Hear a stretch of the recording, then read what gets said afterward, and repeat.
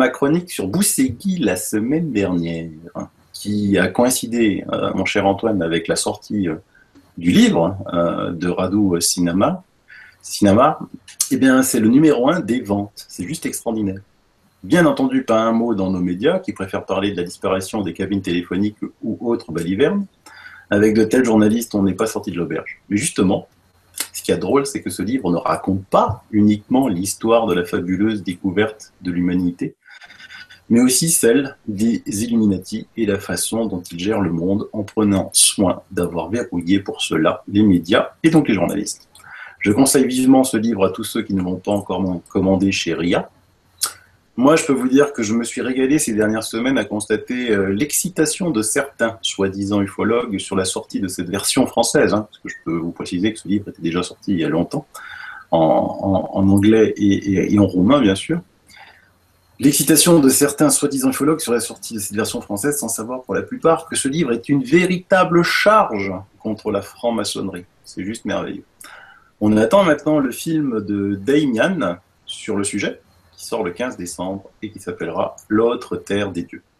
Une fois de plus, l'actualité du AT a été très riche. C'est une vidéo de Corrado Malanga traduite par l'un de nos admins et amis, Nadia Lamela, qui a fait couler beaucoup d'encre, même si l'expression est désuète concernant le net, faire couler beaucoup d'encre. Mais parler de cette vidéo ici est impossible, car c'est un sujet qui ne peut être qu'accessible à ceux qui connaissent déjà Corrado Malanga. Une émission complète devrait être consacrée à ce chercheur, le plus grand spécialiste mondial sans équivalent des abductions.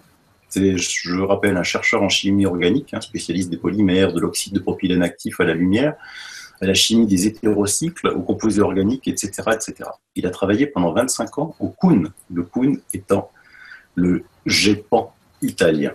Il a travaillé sur un cas très connu en Italie, le cas de Valerio Lonzi, dont il en a fait un film, 6 jours sur la Terre.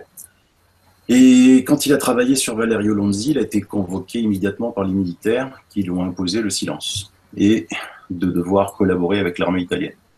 Il quitta donc sur le champ le CUN quand il s'est aperçu que ce CUN collaborait avec les services secrets italiens. Alors, je ne sais pas si le GEP en français, lui, n'a fait pas la même chose. Petite estimation, Corrado Malanga, qui donc étudie les abductions, estime à plus de 650 000 abductés rien qu'en Italie. Et il est le seul à apporter une réponse détaillée, claire, précise sur ces abductés. Il faut juste avoir un niveau assez élevé en mathématiques et avoir un esprit très ouvert pour pouvoir le suivre.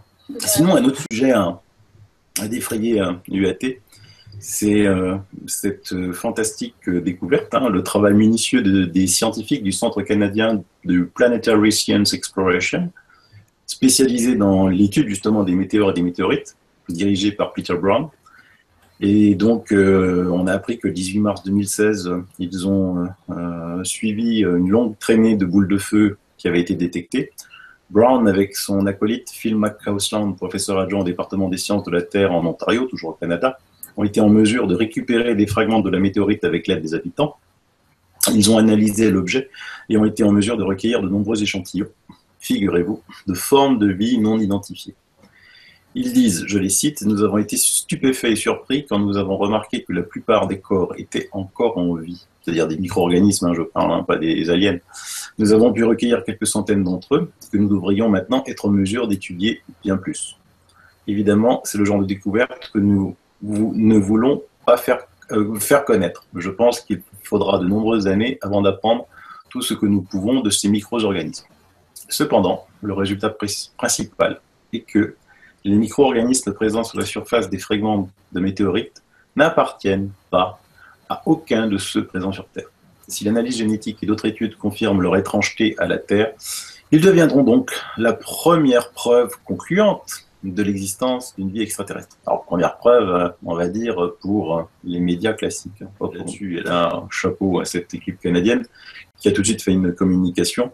Et là, c'est parce qu'il y a même tout de suite, la NASA s'est proposé de se joindre à cette équipe pour l'étude de ces micro-organismes, qui est une source évidemment immédiate de préoccupation dans la communauté UFO, parce que je crois que la NASA a juste l'intention de saboter ce travail afin de garder le tout dans l'obscurité comme ils en ont l'habitude.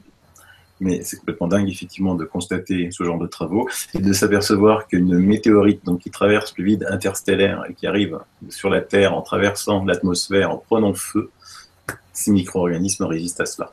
Ça remet en cause, comme Bousséli, complètement l'histoire totale de l'humanité. C'est le principe de panspermie, hein, tout simplement. Tout à fait.